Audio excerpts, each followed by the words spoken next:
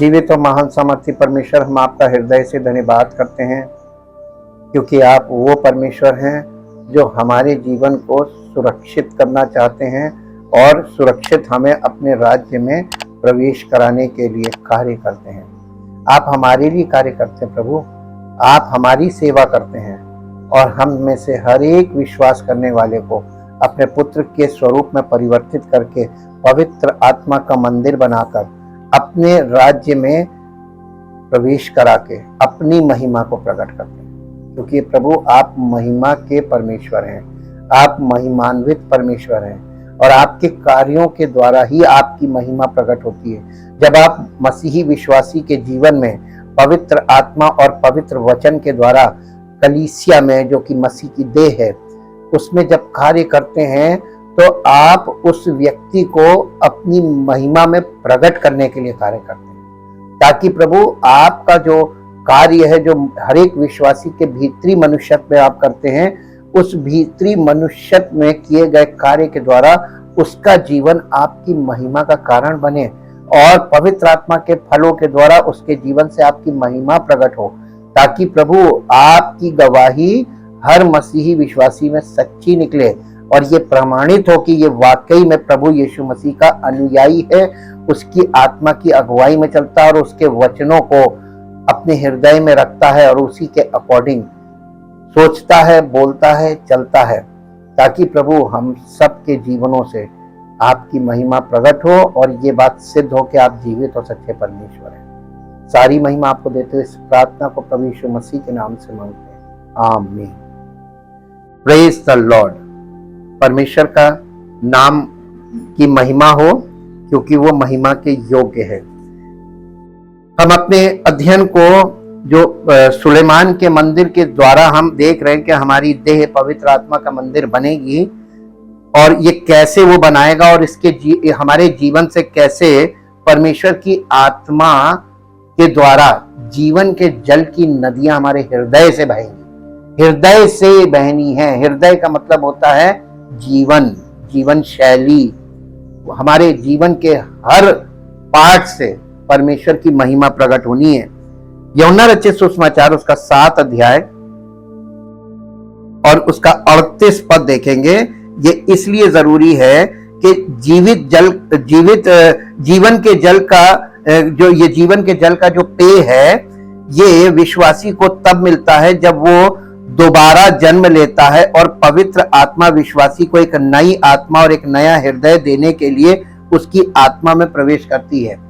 तब आपको जीवन का जल मिलता है, यानी जीवन, मसीही जीवन के लिए प्रतिदिन आपको कैसे जीना है उसके लिए आपको प्रतिदिन का जीवन मिलता है और यही है जीवन का जल।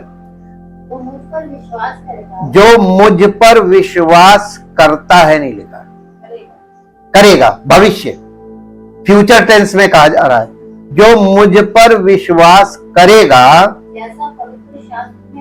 जैसा पवित्र शास्त्र, ये देखिए पवित्र शास्त्र का मतलब पुराने नियम की बात कर रहा है, जैसा पवित्र शास्त्र में यानी पुराने नियम में ये बात दर्ज है, आया है, उसके हृदय में से जीवन के जल की नदियां बह निकलेंगी।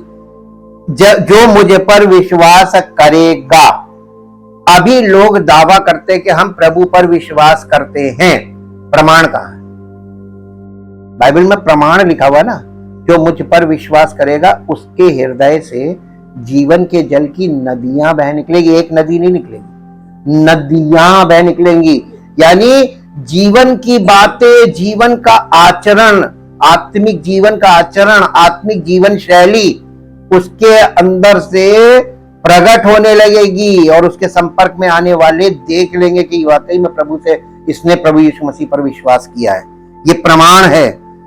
जब पवित्र आत्मा विश्वासी को भर देता है, मुक्ति के प्रारंभिक पेय से परे, यानी जो बॉर्न अगेन के समय हमने आपको बताया था बयाना दिया जाता है, ये बयाने की बात नहीं कर रहा है, ये पवित्र आत्मा से भरे जाने की बात कर रहा है। ये वो उसके अलावा है। पवित्र आत्मा की शक्ति विश्वासी से जीवन जल की नदी की तरह बहने लगेगी। यानी अपने जीवन से वो ऐसा भरेगा कि वो जीवन आपके अंदर से निकलकर बहने लगेगा। अब आपको एक चीज याद दिलाते हैं, मेरे साथ एक पद निकालिए, भजन संहिता 23 अध्याय। भजन संहिता 23 अध्याय। बहुत लोग इसको पढ़ते हैं, बोलते हैं, इस पे गीत भी बना है, लोग गीत भी गाते हैं। भजन संहिता 23 में यहोवा मेरा चरवाहा है, मुझे, हाँ, इसका पद कौन सा पढ़ना, मैं आपको पद बताता हूं। 23 अध्याय का वो दूसरा पद पढ़िए। वो मुझे हरी हरी चराइयों में बैठाता है। वो मुझे मेरा चरवाहा, आपका चरवाहा कौन है? तो वो आपको क्या देगा? हरी हरी चराइयों में बिठाता है। ये स्पिरिचुअल फूड की बात कर रहा है, आत्मिक भोजन। और वो मुझे सुखदाई जल के झरने के पास ले चलता है, और वो मेरे जी ले आता है। धर्म के मार्गों में वो अपने नाम के निमित्त मेरी अगुवाई करता। अब इसका ये वाला पद पढ़ दीजिए, 5वां पद। तू मेरे सताने वाले के सामने, तू मेरे सताने वालों के सामने मेरे लिए मेज बिछाता है। क्या बिछाता है? अब आप ये समझिए कि ये सताने वाले दुश्मन है, उनके सामने प्रभु क्या लगा रहा है? हमारे और हमारे दुश्मन के बीच में क्या लगा रहा है? मेज। इसका मतलब क्या हुआ? अभी आप दुनिया में लड़ाइयों की चर्चा सुन रहे हैं और लड़ाइयां देख रहे हैं न्यूज पे। ये क्यों है? क्योंकि अब मेज नहीं लगाई जा रही। मेज का मतलब होता है डिप्लोमेसी, बैठकर बातचीत से मसले हल करो। मेज का मतलब ये होता है बातचीत से, मेज पर बैठकर भाईचारे से बैठकर हर चीज का हल निकालो। ये है मेज लगाना। प्रभु क्या चाहता है? दुश्मनों से प्रेम करने को क्यों बोला? जिस प्रभु ने दुश्मन से प्रेम करने को बोला वो कभी आपसे ये नहीं कहेगा ये लो बंदूक जाके दुश्मन को मारो, कभी नहीं बोलेगा। वो आपको क्या कहेगा? दुश्मन से प्रेम करो। क्यों यीशु मसीह को लोग पसंद नहीं करते हैं? वो इसीलिए नहीं पसंद करते हैं क्योंकि लोगों को अपने दुश्मन से लड़ने की इच्छा है, ये चॉइस है उनकी। और जो लोग जिसको भी आप दुश्मन मानते हो अपना, आप लड़ने की फिराक में रहेंगे, प्रभु आपके साथ कभी नहीं खड़ा होगा। लिख लीजिए मुझसे, कभी नहीं खड़ा होगा। वो आपके साथ तब खड़ा होगा जब आप कहेंगे कि प्रभु हम आपकी इच्छा पूरी करना चाहते हैं। तो प्रभु की इच्छा यह है कि बातचीत की टेबल पे आओ, बातचीत से हल करो। ये लिखा, वो मेरे लिए मेज बिछाता है। तूने मेरे सिर पर तेल मरा, यानी अभिषेक, वो हमारा अभिषेक करता है, और मेरा कटोरा उमड़ रहा है। ये जीवन के जल आपके अंदर से उमड़कर निकलने लगेगा।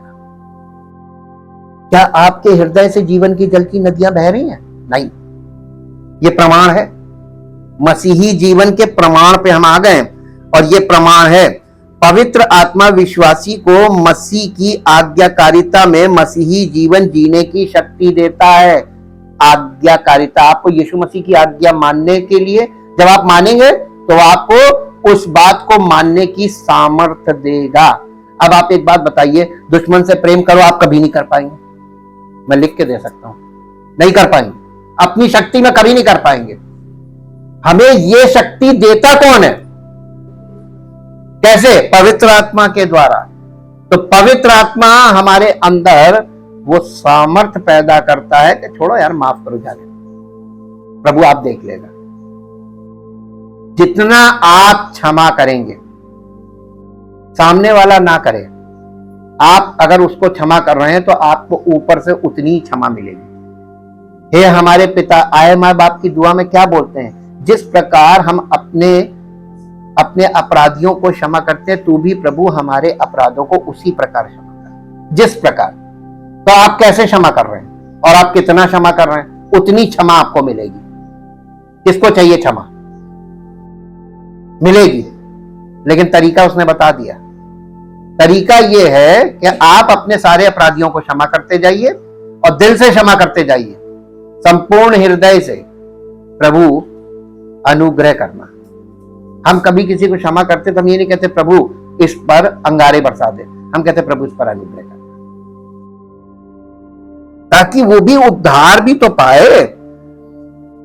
पवित्र आत्मा विश्वासी को उन लोगों को परमेश्वर के वचन का प्रचार करने की शक्ति देता है जो मसीह को नहीं जानते हैं। रोमियो की पत्री पहला अध्याय और उसका 16 पद पढ़िए। रोमियो की पत्री पहला अध्याय और उसका 16 पद। क्योंकि मैं सुसमाचार से नहीं लजाता, इसलिए कि वो यानी सुसमाचार हर एक विश्वास करने वाले के लिए, पहले तो यहूदी फिर यूनानी, हाँ फिर यूनानी के लिए, अन्य जाति के लिए उद्धार पाने के लिए, उद्धार के निमित्त का मतलब उद्धार पाने के लिए। आप जब किसी को सुसमाचार सुनाते हैं, आप केवल सुसमाचार सुनाइए, उसको घसीट के मत लाइए। ये बीज बोना है। सुसमाचार सुनाइए कि आपको प्रभु क्षमा तो करेगा और आपको नई सृष्टि बनाएगा और अपनी महिमा में प्रकट करेगा।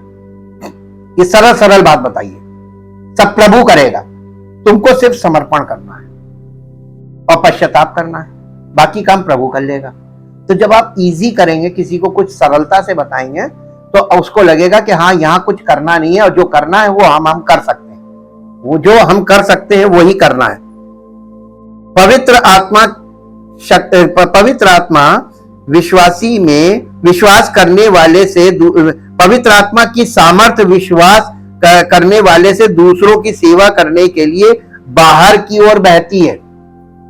पवित्र आत्मा आपके लिए नहीं है। अब आप कहेंगे लो आपने कैसी बात कर दी, आपके लिए नहीं, हमारे लिए नहीं है, हमारे लिए तो प्रभु है। हमारे जीवन को वो मंदिर बना रहा है, तो हमारी देह को मंदिर बना रहा है कौन? पवित्र आत्मा। तो पवित्र आत्मा उसमें अपना निवास स्थान बना रहा है, यानी हमारी देह में कौन निवास कर रहा है? पवित्र आत्मा।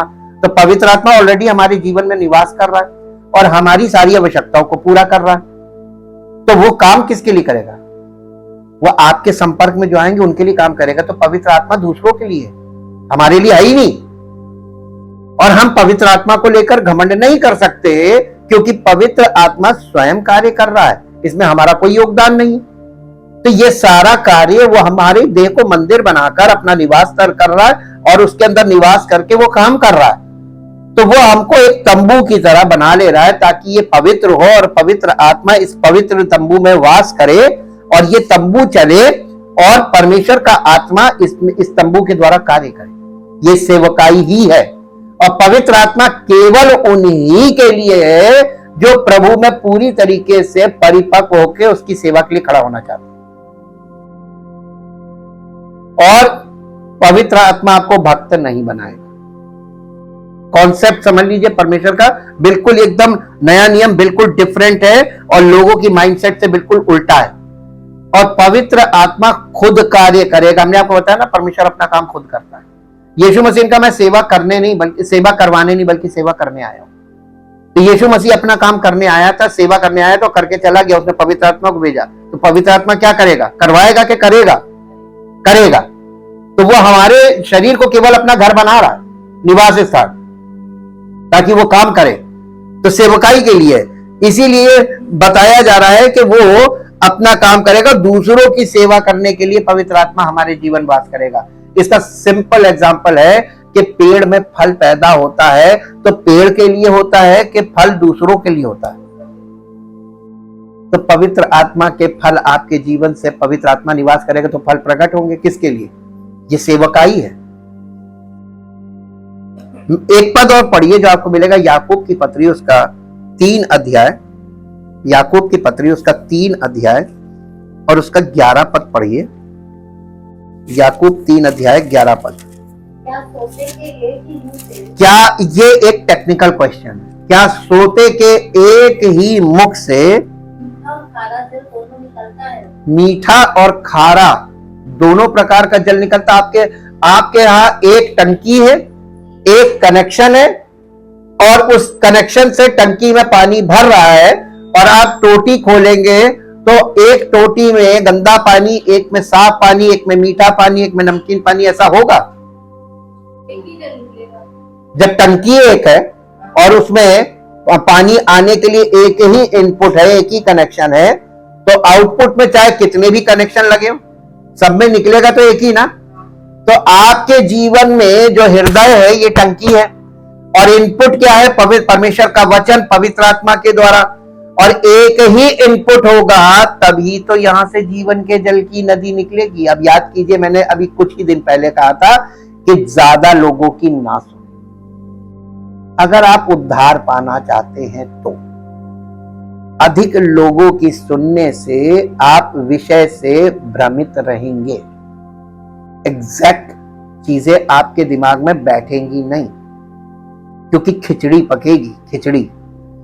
इसका एग्जाम्पल है कि आप एक डॉक्टर का इलाज करेंगे तो फायदा होगा, और आप अगर 10 डॉक्टरों के पास जाएंगे, भाई आजकल लोगों को वहम होता है, तो वो एक के बजाय 2 में नहीं, एक के बजाय 2, 2 के बजाय 3, 3 के बजाय 4, वो देखिए उनको जितने लोग मिलते हैं वो सलाह देते हैं, अरे वहां जाओ, अरे वहां जाओ, वो सबकी सलाह पे चलते हैं। तो वो दर दर दर दर दर दर दर दर दर दर दर दर जाते हैं, केस बिगड़ जाता है। हम लोगों के यहाँ मेडिकल लाइन में आप देखते हैं जो केस, बिगड़े हुए केस दिख रहे हैं ना, इसका मतलब इन्होंने कई लोगों का इलाज एक साथ कर लिया। ऐसे ही आप शिक्षा में लीजिए, कई टीचर जिसको पढ़ाएंगे वो कभी भी सफल नहीं होगा, उसको कभी शिक्षा कंप्लीट नहीं मिलेगी। एक गुरु, एक व्यक्ति, इनपुट आपके लिए जो सही इनपुट है, आत्मिक इनपुट, वो एक होना चाहिए, ओनली वन, और वही इनपुट आपको फायदा पहुंचाएगा। लेकिन वो इनपुट एकदम राइट होना चाहिए, एब्सोल्यूट, आपको फायदा होगा। लिख के ले लीजिए मुझसे, आपको उद्धार के साथ साथ मालूम है आपका जीवन उसकी महिमा का कारण बनने लगेगा अपने आप। लेकिन हम क्योंकि इनपुट बढ़ा देते हैं तो हमारे सोते में से कई प्रकार का स्वभाव निकलने लगता, कई प्रकार के विचार निकलने लगते, कई प्रकार की शिक्षाएं वो खिचड़ी पक्के निकलने लगती, इसलिए होता है। और यही यहां पर बहुत अच्छी तरीके से, हमने पहले ही बोल दिया था, टेक्निकल पॉइंट है। भीतर के मनुष्य के सोते से, यानी आंतरिक मनुष्य, हमारा भीतरी मनुष्यत्व जो है उसके सोते से, यानी हृदय से एक ही तरह का पानी बहना चाहिए, यानी एक ही प्रकार की बातें, एक ही प्रकार के जीवन का जल निकलना चाहिए। और ये जीवन का जल पॉल्यूटेड हो जाएगा अगर इसमें कुछ दूसरा मिला दिया, मिक्स नहीं कर सकते। वो मीठा जल पवित्र आत्मा की शक्ति से आता है। पवित्र आत्मा का मीठा पानी शारीरिक स्वभाव के कड़वे पानी के साथ नहीं मिलाया जा सकता। आप बुद्धि की बातों को जो दूसरों की हम सुन लेते हैं, वो यहां पे आके खिचड़ी पक जाएगी। ये आत्मिक बातें, वो जिस्मानी बातें हैं, लॉजिकल हैं, लेकिन वो फिजिकल है। और इसलिए ये बात यहां पर इन्होंने कही, एक एक लाइन के पीछे बहुत बड़ी बड़ी स्टडी है। हम इसलिए बड़ी स्टडी ना लेके मुद्दे की बात आपके सामने रख रहे हैं, क्योंकि आजकल पढ़े लिखे और समझदार लोग हैं जो समझ जाएंगे। कड़वे पानी के साथ मिश्रित पवित्र आत्मा को आध्यात्मिक शक्ति उत्पन्न करने के लिए अंतिम नियंत्रण नहीं दिया जाता है, जो परमेश्वर को महिमा देता है। दूसरे शब्दों में आध्यात्मिक शक्ति क्षीण हो जाती है, यानी आपकी आत्मिक शक्ति जो है वो क्षीण हो जाएगी, खत्म हो जाएगी। जब विश्वासी अपनी नई आत्मा के बजाय अपने शरीर के आधार पर निर्णय लेता है, तो वो पवित्र आत्मा को दुखी और असंतुष्ट कर देता है। पवित्र आत्मा बहुत शोकित हो जाता है, दुखी हो जाता है, और फिर वो एकदम कार्य करना बंद कर देता है। आपके अंदर वो क्लिक करता है, जैसे कि ये नहीं, इधर मत सुनो, ये मत करो, ये मत, वो जो अंदर से रेस्ट्रेनिंग पावर वो खत्म कर देता है। कहता है जाओ तुम्हारे मन में जो है वो करो, फ्री कर देगा आपको। और जब आप फ्री माइंड हो गए तो आपकी चॉइसेस भी फ्री, फिर तो जो जैसा समझा ले जाए हम उसके पीछे चल देंगे। इफिसियों की पत्री उसका 4 अध्याय उसका 30 पद पढ़िए। इफिसियों की पत्री 4 अध्याय और उसका 30 पद। परमेश्वर के पवित्र आत्मा को शोकित मत करो, जिससे तुम पर छुटकारे के दिन के लिए पवित्र आत्मा हमको वैसा नहीं मिला है जैसा चेलों पे उतरा था। बॉर्न अगेन के समय पवित्र आत्मा की एक छाप लगती है। यह हमारे भीतरी मनुष्यत्व में काम करने के लिए भेजा गया। नेचर ऑफ गॉड कह सकते हैं, लव ऑफ गॉड कह सकते हैं, ग्रेस ऑफ जीसस क्राइस्ट कह सकते हैं। ये हमारे अंदर काम करने की शक्ति है, ये हमारे द्वारा काम करने की शक्ति नहीं मिली है। बॉर्न अगेन पे जो पवित्र आत्मा मिलता है वो अंदर काम करने की शक्ति देता है, वो हमारे द्वारा काम नहीं करेगा। हमारे द्वारा तो वो स्वयं काम कर लेगा जब हमको वो तैयार कर लेगा। तो यहां पे जो लिखा है पवित्र आत्मा को तुम्हारे मुंह से फिर से पढ़ दीजिए। परमेश्वर के पवित्र हाँ जी, सब प्रकार की कड़वों में अब परमेश्वर के पवित्र आत्मा को शोकित मत करो, हाँ जिससे तुम पर छुटकारे के दिन के लिए श्राप दी गई। हाँ, इसको शोकित मत करो। कैसे शोकित कैसे करते? इसके ऊपर पढ़ दीजिए, एक पद ऊपर। कोई गंदी बात तुम्हारे मुंह हाँ, आपके यहां अंदर दिल में क्या भरा हुआ है? जो लिखा है, यीशु मसीह ने कहा था, प्रिंसिपल बताया था, जो मनुष्य के मन में भरा होगा ना वो उसके मुंह पे जरूर आएगा। अब आपके अंदर जो बातें भरी हैं, जो विचार भरे हैं, जो योजनाएं भरी हैं, वो सब आपके मुंह से निकलती रहेंगी समय समय पर। आप खुद अपने आप को प्रकट करते हैं। उसने क्या कहा था? तेरी बोली तेरा भेद खोलती है। ये भेद है, मिस्ट्री, तेरा रहस्य खुल जाएगा बोलते ही। और जैसे ही आप बोलेंगे, आप सब अगर मैच्योर व्यक्ति होगा, स्पिरिचुअली, खट से आप उसके सामने रिवील हो जाएंगे, नहीं आपने अभी आए नहीं, आप मसीही नहीं है। यही लिखा है कि फिर से पढ़िए, क्या पढ़ा था? कोई गंदी बात तुम्हारे मुंह से ना निकले, कोई गंदी बात तुम्हारे मुंह से ना निकले, पर आवश्यकता के अनुसार हमको कितना बोलना चाहिए? आवश्यकता के अनुसार हमें बोलना चाहिए। आवश्यकता के अनुसार वही निकले जो उन्नति के लिए उत्तम जिससे हमारे बोलने से क्या हो? उन्नति के लिए उत्तम हो। या तो हम लोगों को काउंसिल कर रहे हैं तो काउंसलिंग के लिए बोल सकते हैं, हम प्रचार कर रहे हैं तो प्रचार के लिए बोल सकते हैं, हम शिक्षा दे रहे हैं वचन की तो हम बोल सकते हैं। मुद्दे की बातें बोलनी है। और जब हम बोले तो या तो किसी की उन्नति हो, किसी को समझ मिले, किसी को बुद्धि मिले। हमारी डांट में भी यही होना चाहिए। हम बोल के डांटते हैं और डांट कर बोलते हैं, इसीलिए ताकि आप उस बात को समझें कि क्यों मना किया जा रहा है, क्या समझाया जा रहा है। और यहां पे लिखा हुआ है ऊपर, कोई गंदी बात तुम्हारे मुंह से न निकले, पर आवश्यकता के अनुसार वही निकले जो उन्नति के लिए उत्तम हो, ताकि उससे सुनने वालों पर, आप पर यीशु मसीह का अनुग्रह कैसे होगा? जब आप वचन सुनने के लिए आएंगे और सुनेंगे। जब आप वचन को सुनेंगे तो आप पवित्र आत्मा के द्वारा वचन को सुन रहे हैं तो आप पर अनुग्रह होगा। और अनुग्रह होगा। और परमेश्वर के पवित्र आत्मा को शोकित मत करो, तो अब आप समझिए, जब आप वचन को दिल से नहीं सुनते और वचन सुनकर आपके दिल में वो वचन रुकता नहीं, इधर सुना 10 निकाल, हाँ सुन लिया भैया, तो आपके जीवन में उसका कोई भी प्रभाव नहीं दिखेगा। पवित्र आत्मा शोकित हो जाएगा। 1 दिन, 2 दिन, 3 दिन, 4 दिन, 1 महीना, 2 महीना, 3 महीना, साल, 2 साल, 3 साल, फिर वो धीरे से कहेगा भैया इसको तो अब रोकना टोकना बेकार है, इसको फ्री कर दो, जाओ तुम अपने मन की कर। ये बता रहा पौलुस कलीसिया को चिट्ठी लिख के, जब आप परमेश्वर के वचन को जिज्ञासा के साथ, इच्छा के साथ, यानी भूखे प्यासे लोग जैसे खाने पे लपकते हैं, ऐसे आप वचन पर, आपकी आत्मा भूखी प्यासी, आप वचन पे लपकेंगे और वचन को जल्दी जल्दी जल्दी जल्दी बहुत ध्यान लगाकर सब कुछ, सब चीजें बंद कर देंगे। इसका मतलब कि आप पवित्र आत्मा का आदर कर रहे हैं, वचन का आदर कर रहे हैं। फिर हम आपको एक बात रिपीट करें, परमेश्वर ने अपने नाम से ज्यादा अपने वचन को इज्जत दी है। आपको परमेश्वर के वचन को सबसे ज्यादा टॉप प्रायोरिटी पे रखना है। अगर आप चाहते हैं उद्धार मिले, आप चाहते हैं अनुग्रह हो, और आप चाहते हैं कि आप प्रभु की महिमा का कारण बने, ये बहुत जरूरी है।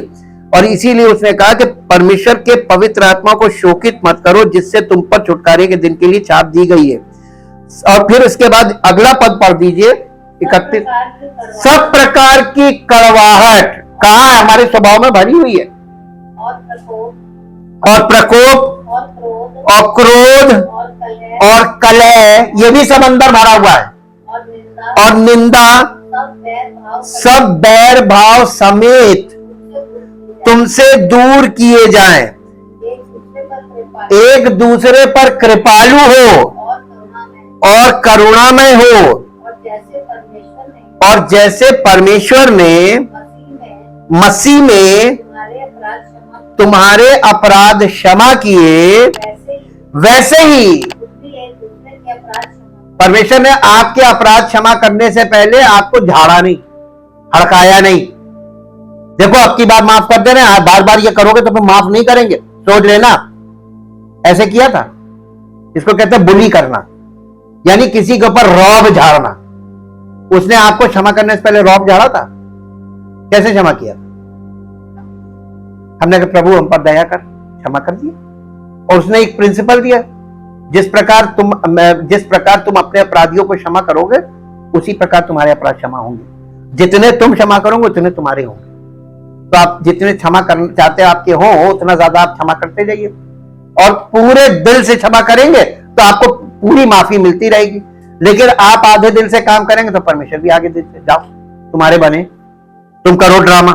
वैसे ही तुम भी एक दूसरे के अपराध क्षमा करो। ये पवित्र आत्मा को शोकित ना करो में ये पॉइंट्स आते हैं, और हम लोग ये सब ना करके पवित्र आत्मा को शोकित कर रहे हैं। एक और पद पढ़िए, पहला थिस्सलुनीकियों 5 अध्याय उसका 19 पद। पहला थिस्सलुनीकियों 5 अध्याय 19 पद।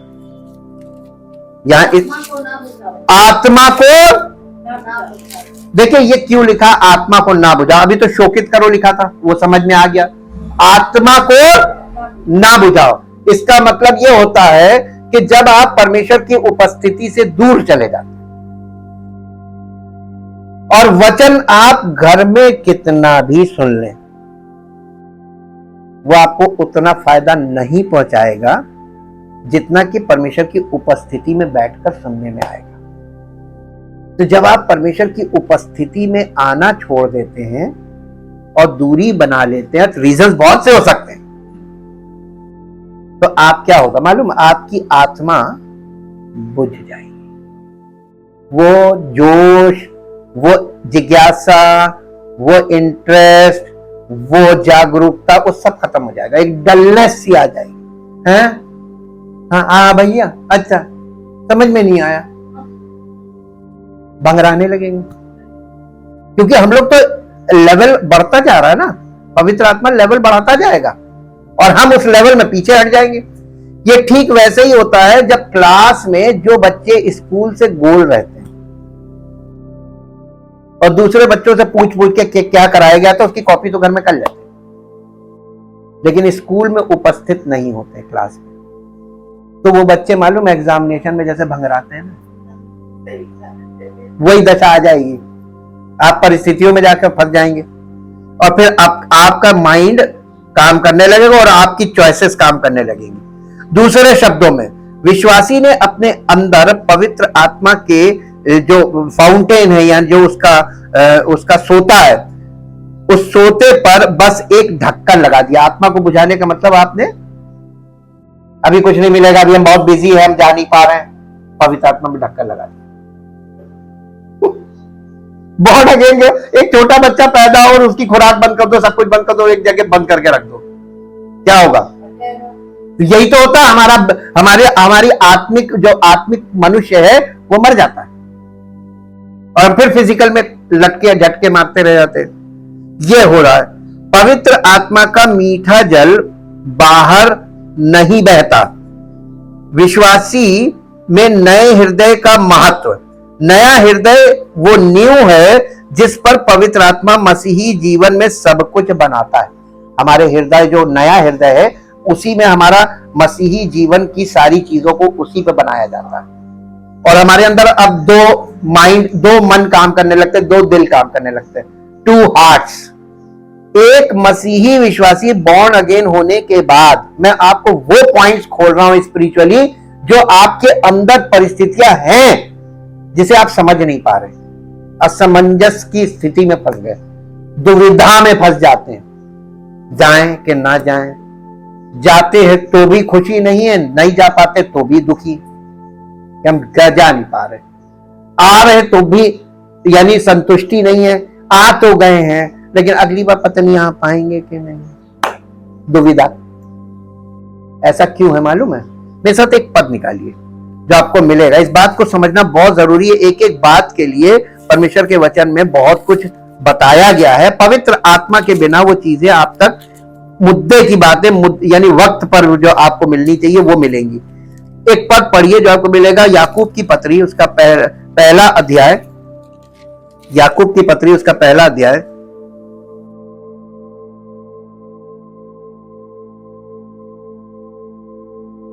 6, 7 और 8 पद पढ़ दीजिए। 6, 7।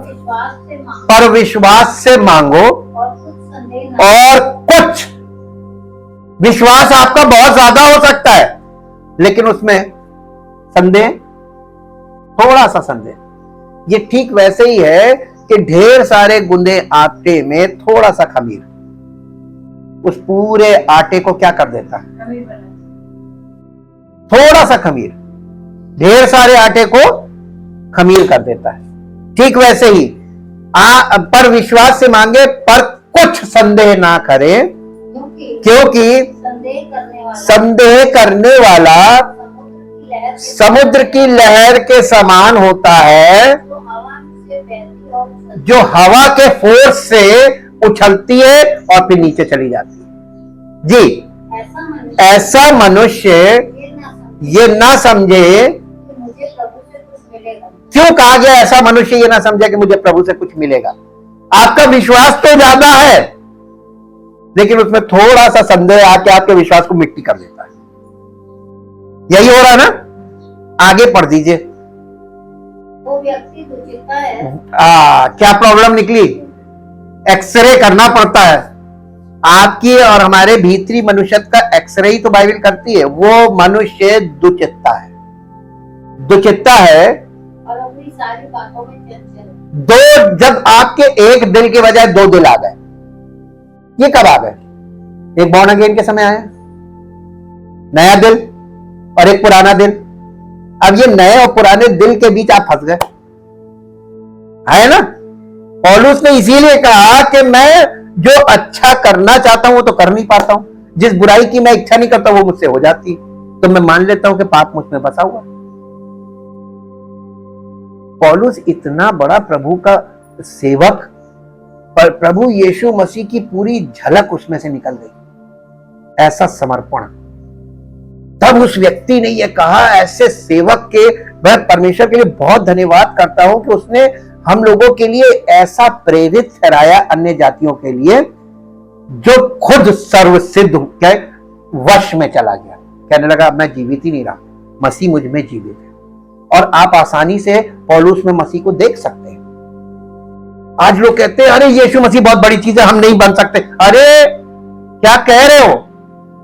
इसी के लिए तो बुलाए गए हो और उसी से तुम मुकर रहे हो। तुम्हारा विश्वास इसका मतलब गलत है। तुम तो प्रभु के पास इसलिए आए हो कि प्रभु हमें देता रहे और हम आनंद करते रहे, फिजिकली को एंजॉय करें। फिजिकल लाइफ के लिए उसने कुछ नहीं दिया और ना देगा। वह आपको फिजिकल लाइफ में स्क्वीज करेगा, सिकुड़ेगा। जितना सिकुड़ोगे उतना स्पिरिचुअली ग्रो करोगे और जितना फिजिकली तुम फैलोगे उतना स्पिरिचुअली सिकुड़ोगे। ये ऑपोजिट्स हैं, दो ऑपोजिट्स। हमें अपने जीवन में इन ऑपोजिट्स को बहुत अच्छी तरीके से समझना है कि हम फिजिकली बढ़ रहे हैं कि स्पिरिचुअली बढ़ रहे हैं। यहां पर क्या लिखा है इसको इंग्लिश में, 8वां पद इंग्लिश में पढ़ दीजिए, बल्कि आप 6, 7, 8 इंग्लिश में पढ़ दीजिए। ये बहुत बहुत गजब की चीज यहां पर लिखी हुई है। ये हमारे अंदर का एक्सरे हो रहा है, बॉर्न अगेन व्यक्ति का एक्सरे है ये। कितना बड़ा धोखा हमारा दिल हमको देता है कि तुम तो मसीह में हो, तुम विश्वासी हो। कहां हो? अंदर तो है ही नहीं मसीह। Only it must be in faith that he asked with no यानी डावाडोल वाला विश्वास नहीं। हमें विश्वास तो है, अब देखो प्रभु करता है कि नहीं करता है। आप कैसी प्रार्थना कर रहे हैं? ये वाली प्रार्थना सब लोग कर रहे हैं आजकल, डावाडोल विश्वास वाली प्रार्थना। प्रभु ये कर दीजिए, अब देखो। दूसरा व्यक्ति कहेगा क्या तुम विश्वास करते हो? अब देखो, प्रभु के सामने रखा है, प्रभु की क्या इच्छा है। पकड़ गए, बोली भेद खोलती है। जो कहता प्रभु की इच्छा हमें नहीं मालूम, तो फिर प्रार्थना किस पर कर रहे? बिना प्रभु के वचन के, जो वचन के अनुसार उससे कुछ मांगेगा, उसको ये मालूम होना चाहिए कि जो कुछ उसके इच्छा और योजना के अनुसार आप मांगेंगे वो मिलेगा। अगर आपने ये कह दिया हमें उसकी योजना नहीं मालूम, उसकी इच्छा नहीं मालूम, इसका मतलब आप अपनी इच्छा उसके सामने उंडेल रहे हैं, उसमें वेवरिंग आएगी, डावाडोल। जी, no hesitating, no hesitating, no no doubting, doubting for the one who wavers, hesitates, hesitates, doubts, doubts, is like the is like the billowing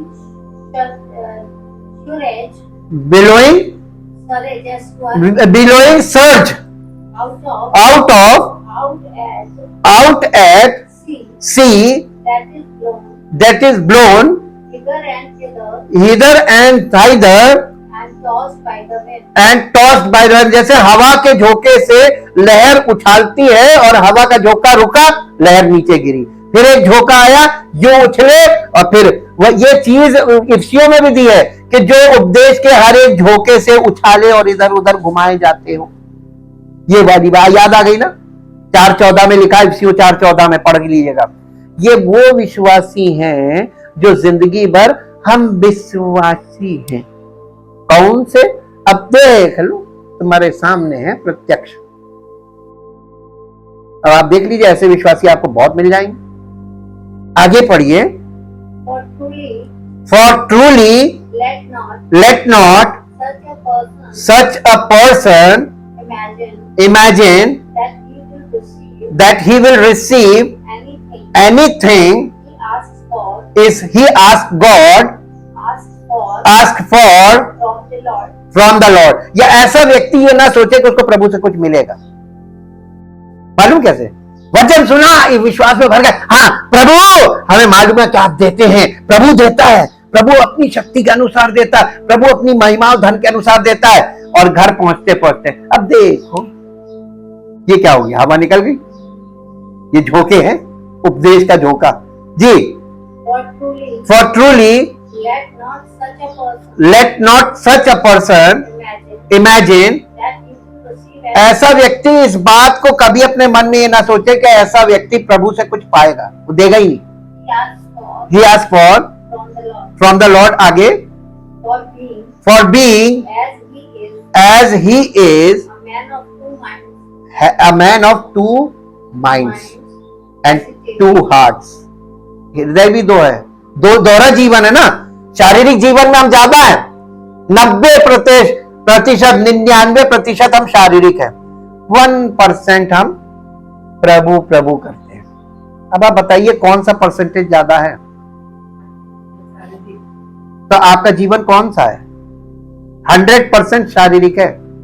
अभी आप केवल इतना जानते हैं कि प्रभु यीशु मसीह उद्धार करता है, अभी आपका हुआ नहीं है। जिस दिन हो जाएगा आपकी जिंदगी में पता चलना लगेगा, दिखते लक्षण। यही बात यहां पे कही जाएगी, दो दिमाग वाला आदमी, आप एक फिजिकल माइंड भी लगाते हैं कि अगर प्रभु से नहीं मिला तो लोन लेके हम ये चीज ले लेंगे, कहेंगे प्रभु ने दी। आज ही गवाहियां सुन लीजिए आप, आज कलीसिया में यही गवाहियां होती हैं। लोन से सामान ले लिया, क्या प्रभु ने हमको दिया? कहां? प्रभु जो चीज देता है ना, पहली चीज बिन मांगे देता है, मांगने वालों को कुछ नहीं देता है। आप प्रिंसिपल्स पकड़ लिया कीजिए। सिद्धांत यह है कि प्रभु मांगने से कुछ नहीं देता। प्रभु का नया नियम, यह संदेश है। प्रभु यीशु मसीह ने क्या कहा था? पहले तुम उसके राज्य और धार्मिकता की खोज करो तो बाकी सब चीजें, रोटी, कपड़ा, मकान, सब चीजें, आवश्यकता की सब चीजें आपसे आप तुम्हें मिलेंगी। बिन मांगे मिल रही कि नहीं मिल रही? सिद्धांत पकड़ लिया कीजिए। सिद्धांत है मांगने से नहीं, और इसीलिए लोग प्रार्थना का मतलब मांगना, उन लोगों ने ये नियम बना लिया, और प्रार्थना का मतलब मांगना है ही नहीं। बाइबल का अध्ययन करके देखिए, तब आपको पता चलेगा प्रार्थना का मतलब क्या है। विश्वासी के नए हृदय का महत्व। नया हृदय वो नींव है जिस पर पवित्र आत्मा मसीही जीवन के लिए सब कुछ बनाता है। मसीही के जीवन में सब कुछ बनाता है। मसीह में केंद्रित नए हृदय की इस नींव से मनुष्य में बुद्धिमानी पूर्ण निर्णय लेने की क्षमता होती है। विश्वासी के जीवन में पवित्र आत्मा का प्रवाह विश्वासी की स्वतंत्र इच्छा पर निर्भर करता है। मंदिर के फर्श की योजना के अनुसार सुलेमान के मंदिर के पवित्र स्थान से परम पवित्र स्थान के माध्यम से बाहर की ओर बढ़ते हुए हम मंदिर के सुनहरे बरामदे में आते हैं। एक गोल्डन वो था, हमने आपको बताया था पोर्च, सुनहरा एक पोर्च बताया था। वो पोर्च बहुत इंपॉर्टेंट चीज है, वो भी एक स्थान था और उसका भी एक मतलब है। तंबू में बरामदा नहीं था, मूसा के तंबू में वो बरामदा नहीं था। ये परम पवित्र स्थान और पवित्र स्थान परम पवित्र स्थान से निकलकर जब आते तो भीतरी आंगन और बाहरी आंगन के बीच में पड़ता है। ये वो है वरांडा है और ये बहुत इंपॉर्टेंट चीज है। ये मूसा के तंबू में नहीं था। सुलेमान के मंदिर के बरामदे में कुछ खास है जो विश्वासी और उसके मसीही जीवन से संबंधित है। जब मनुष्य यीशु मसीह में दोबारा जन्म लेता है यानी बॉर्न अगेन होता है तो परमेश्वर उसे इच्छा की एक नई शक्ति देता है। वहां पर हमको सुपर नेचुरल विल पावर दी जाती है। दूसरे शब्दों में अविश्वासी जन्म से पापी है और पाप का गुलाम है। वो अपने शारीरिक स्वभाव का अनुसरण करने और सभी प्रकार के पाप करने से बच नहीं सकता, लेकिन यीशु मसीह में विश्वास करने वाले के पास चुनाव करने की क्षमता है, क्योंकि उसके पास अब एक नई इच्छा शक्ति है। वह अपने शारीरिक स्वभाव का अनुसरण करना चुन सकता है। दूसरे शब्दों में वो अपनी इच्छाओं, विचारों या भावनाओं के आधार पर निर्णय ले सकता है। अब आपको एक चीज दिखाते हैं, इसका सीन दिखाते हैं। मेरे साथ खोलिए यूहन्ना रचित सुसमाचार, यूहन्ना रचित सुसमाचार। ये जो बरामदे का यहां पर जिक्र आया है और ये 5 अध्याय, यूहन्ना रचित सुसमाचार 5 अध्याय, नहीं ये 5 अध्याय में नहीं,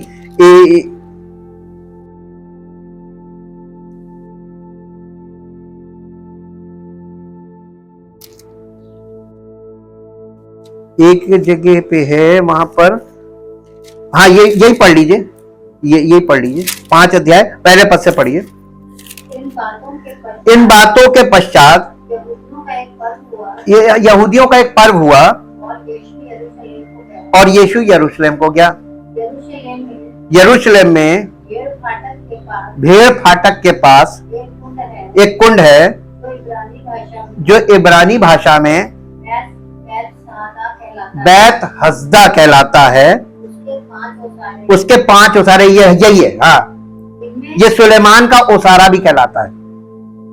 इनमें बहुत से बीमार, अंधे, लंगड़े और सूखे अंग वाले यानी पैरालिटिक पानी के हिलने की आशा में पड़े रहते थे, क्योंकि नियुक्त समय पर परमेश्वर के स्वर्गदूत कुंड में उतरकर पानी को हिलाया करते थे। पानी हिलते ही जो कोई पहले उतरता वो चंगा हो जाता था, चाहे उसकी कोई बीमारी क्यों ना हो।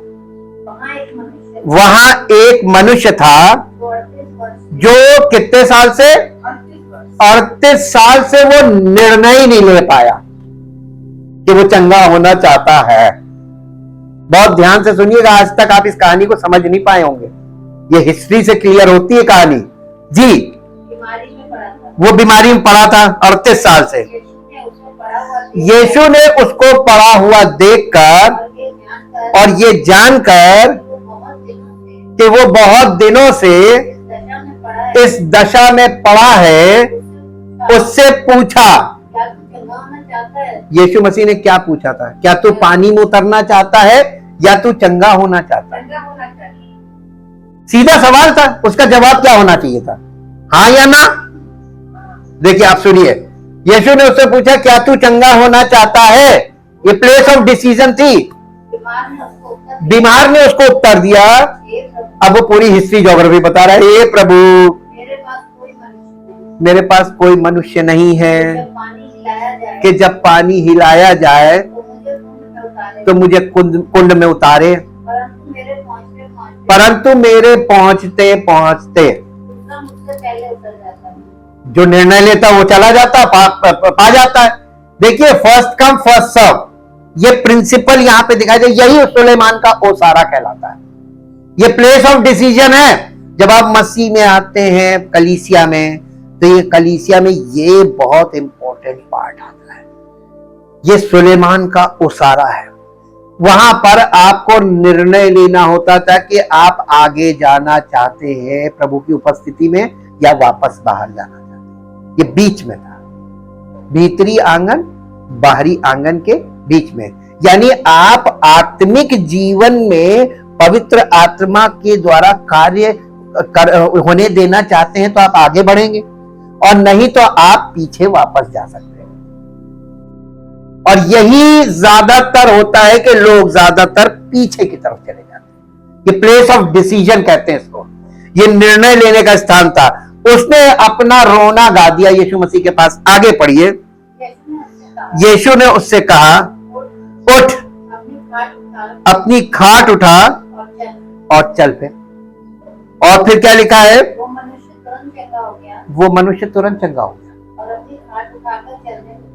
प्रभु ने उसे चंगा कर दिया। कितनी देर लगी? तुरंत। आप निर्णय तुरंत नहीं ले पाते, इसलिए प्रभु का काम तुरंत नहीं होता आपके जीवन में। छुटकारा तो तुरंत है, चंगाई भी तुरंत है, लेकिन क्या आप निर्णय तुरंत ले पाते हैं? ये प्लेस ऑफ डिसीजन था, इसलिए इसमें लिखा ये बहुत महत्वपूर्ण मायने रखता है ये स्थान एक मसीही विश्वासी के लिए। यहीं पर पवित्र आत्मा विश्वासी को सलाह देता है कि ईश्वर की इच्छा क्या है। वो तुम्हें चंगा करने आया था, यीशु मसीह का उसको चंगा, उसने परमेश्वर की इच्छा बताई कि उसकी इच्छा यह कि तू उठ, चल फिर। रोना गाना बंद कर दे, कोई नहीं है, कोई हमें लाने वाला नहीं है, कोई हमारी मदद नहीं कर रहा, हम आना तो चाहते हैं, कोई मदद नहीं कर रहा, प्रभु मदद नहीं कर रहा। प्लेस ऑफ डिसीजन ये बहुत इंपॉर्टेंट है। यहीं पर पवित्र आत्मा आपके जीवन में आपको सलाह देगा कि अब प्रभु ने तुमको चंगा कर दिया है, उठ के चल के दिखा दो। विश्वास इसको बोलते हैं। प्रभु के ऊपर आपको विश्वास है कि वो चंगा करने वाला है, तो उठ चल फिर। ये विश्वास है। आप जब चलने फिरने लगे, आप पड़े हुए हैं कि अभी तो कोई आएगा मदद करेगा तब हम उठेंगे। यहीं पर पवित्र आत्मा विश्वासी को अपनी इच्छा पूरी करने की अलौकिक शक्ति देता है। आपके पास सुपर नेचुरल विल पावर देता है यहीं पर, इसी जगह पर। जब आप दूसरों की मदद पे आस लगाए हुए हैं, कोई मेरी मदद कर दे, प्रभु कहता उठ, उठ, अपनी खाट उठा और चल फिर। यहीं पर पवित्र आत्मा हमको अलौकिक शक्ति देता है हमारी इच्छा में। ये वो विकल्प है जो निर्धारित करता है कि वो एक विश्वासी के रूप में कैसे चलेगा और वो अपने मसीही जीवन में कैसे परिपक्व होगा। विश्वासी विश्वास विकल्प चुन सकता है या वो शरीर विकल्प चुन सकता है। आपके पास अभी भी दो विकल्प है बॉर्न अगेन होने के बाद। क्या आप चाहे तो आप अपने शारीरिक विकल्प को भी चुन सकते हैं और आप चाहे तो विश्वास का विकल्प चुन सकते हैं। उस व्यक्ति से जब यीशु मसीह ने कहा 38 वर्ष के रोगी से, उठ, अपनी खाट उठा और चल फिर, अगर वो कहता ठीक है प्रभु आपने कह दिया, हम उठेंगे बाद में, हमने विश्वास कर लिया, अब हम बाद में उठेंगे, तो यही तो ज्यादातर लोग कर रहे हैं। वो उनका शारीरिक दिमाग ज्यादा काम करने लगता है और वो शारीरिक दिमाग पर टेक लगा लेते हैं। ये भले ये हम दोनों निर्णय में से कोई भी ले सकते हैं और निर्णय तुरंत लेना है और तुरंत खड़े हो जाना है। एक विश्वास विकल्प परमेश्वर के वचन की सच्चाई के प्रति आज्ञाकारी होने का निर्णय लेता है, भले ही ये आपके द्वारा स्वाभाविक रूप से चुने जाने के विपरीत प्रतीत हो। याद रखें कि विश्वासी को अपने विश्वास के आधार पर जीना और चलना है, ना कि दृष्टि या भावनाओं के आधार पर। एक शरीर का चुनाव ईश्वर की इच्छा के विरुद्ध निर्णय लेना है, ताकि उस समय जो आपको सही लगे उसकी अपनी इच्छाओं का पालन करें। हम में से अधिकांश लोग भावनाओं के आधार पर चुनाव करते हैं। ये शारीरिक चुनाव होता है जो भावनाओं के आधार पर आप करते हैं। ये चुनाव शारीरिक चुनाव है, शरीर में भावनाएं होती हैं। एक विश्वासी के रूप में परिपक्व होने के लिए विश्वासी को एक ऐसे विकल्प को चुनने का अभ्यास करना चाहिए जो भावनाओं या संवेदनाओं पर आधारित ना हो। विश्वासी द्वारा ईश्वर की इच्छा का पालन करने के लिए विश्वास विकल्प चुनने के बाद ईश्वर हमारी पसंद से मेल खाने के लिए ईश्वर हमारी पसंद से मेल खाने के लिए हमारी भावनाओं और इच्छाओं को बदल देगा। इसलिए भावनाएं विश्वास विकल्पों का पालन करती हैं और उन विकल्पों से पहले या निर्देशित नहीं, उन्हें पहले से विकल्पों से पहले वो और या उन्हें निर्देशित नहीं करती हैं। हमारी भावना यानी फीलिंग्स वो परमेश्वर की ओर से नहीं है, ये फिजिकल होती है। Feelings are the language of our body. ये भावनाएं जो है वो हमारे शरीर की भाषा है। ये शरीर अपनी भाषा को प्रकट करता है। सुलेमान के मंदिर के सोने के बरामदे में 2 पीतल के खंभे हुआ करते थे, उन्हीं के ऊपर वो छत पड़ी होती थी। और ये सोना प्रभु की शुद्धता और पवित्रता का प्रतिनिधित्व करता है, जो हमें बताता है कि विश्वासी के पास जो नई इच्छा शक्ति है वो ईश्वर का एक उपहार है। और कांच से निर्णय का प्रतिनिधित्व करता है या कुछ ऐसा जिसका अभी भी न्याय किया जाना चाहिए, क्योंकि